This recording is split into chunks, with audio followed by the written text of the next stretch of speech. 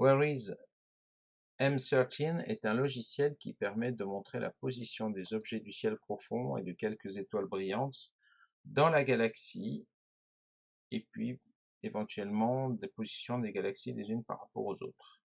Petit exemple par la pratique, j'ai décidé de faire un petit parcours dans les objets du ciel profond avec Messier 45, les Pléiades, M42, M35, M1, et puis sortir dans le plan galactique avec M97. Dans le menu filtre, je vérifie que tous les items sont cochés, sinon je le fais directement. Et comme il risque d'y avoir un fatras de label si je montre tous les objets, vous voyez, je choisis de tous les cacher par défaut. Ensuite, pour les choisir, j'ai plusieurs solutions. Je peux trier les objets par nom. Je peux trier les objets par constellation, par distance. En fait, tous les labels qui sont là. Par exemple, si je veux chercher Messier 35, comme je vais chercher M 35, et je vais cocher. L'item, il apparaît. Je peux aussi utiliser CTRL F, qui est beaucoup plus efficace. Par exemple, M1. Alors, quand il y a beaucoup d'items, voilà, il me propose toute une liste. Je choisis. J'avais dit Messier 42. J'avais choisi Messier 45. Et enfin, Messier 97.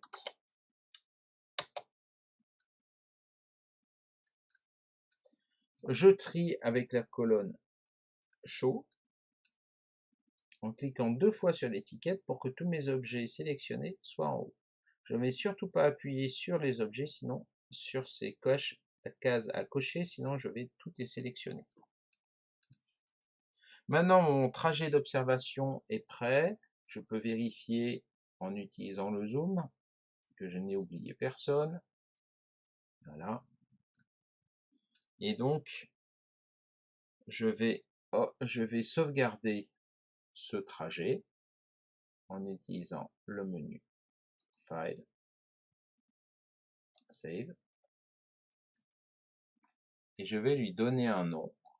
Je vais par exemple l'appeler Observation.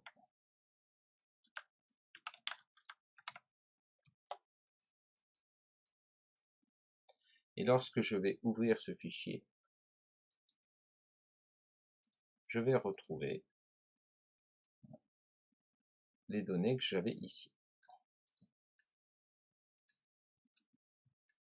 Maintenant, pour une présentation en direct, je vais plutôt, au lieu d'utiliser les menus qui sont très bien, mais un peu inesthétiques, plutôt utiliser les raccourcis clavier qui sont prévus dans le logiciel et qui sont indiqués ici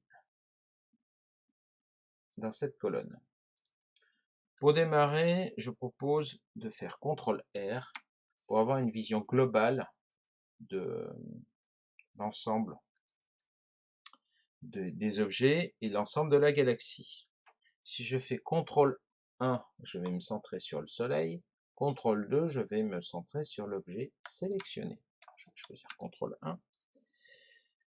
Option intéressante, CTRL majuscule A donne le nom des bras, des différents bras de la galaxie tels qu'on les a identifiés actuellement. Je vois que mon observation va se dérouler principalement dans le bras d'Orion.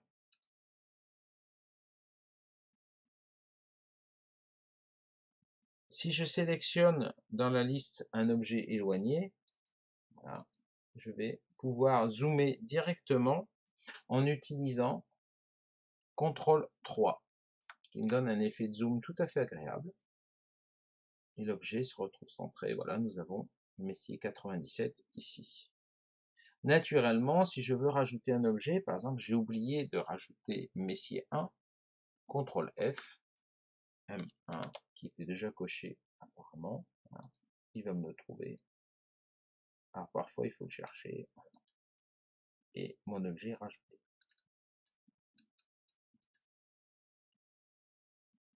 Je peux utiliser la molette centrale pour modifier la vue, le zoom, mais comme la vidéo risque d'être un petit peu saccadée, je peux utiliser les boutons moins ou plus qui donnent une vue beaucoup plus fluide.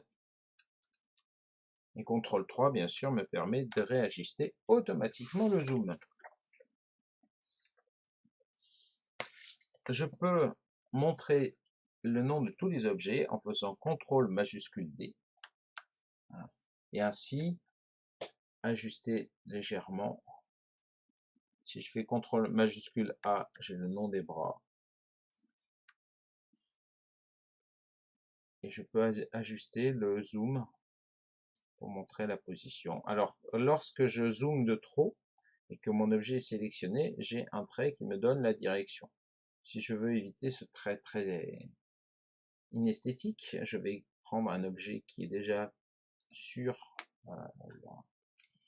la vue et j'évite d'avoir ce trait.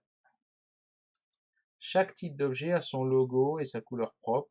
Nébuleuse planétaire, amas ouvert, nébuleuse diffuse. Amas globulaire, c'est encore un autre label. La vue SkyView permet de montrer les objets visibles par rapport aux constellations. Ils sont ici et là. Et attention, cliquez bien sur Name et non pas sur la case à cocher, sinon l'objet est désélectionné et on le perd de la liste. Là, il va se retrouver beaucoup plus bas.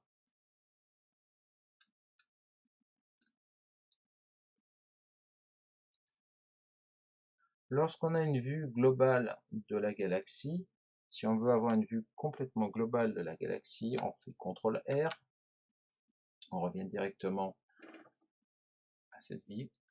Alors, une option intéressante mais qui n'a pas de raccourci, qui est dans le menu View, c'est les secteurs de constellation qui permettent de montrer, en zoomant un petit peu, vers quelle constellation on va observer. Par exemple, ce soir, j'ai prévu d'observer entre Orion, la licorne, voilà, et le cocher. Ces traits, malheureusement, ne peuvent pas être rajoutés directement. Enfin, une fois qu'on a fait différentes vues, avec éventuellement les labels un par un, ou tous ensemble, il est possible soit de sauvegarder l'écran sous forme de capture pour l'afficher en diaporama, soit d'utiliser à la volée, donc le logiciel en diffusion.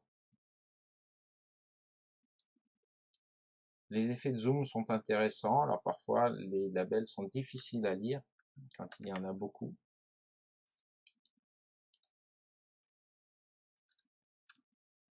Mais globalement, ce logiciel rend de bons services pour la visualisation 3D des objets de la galaxie.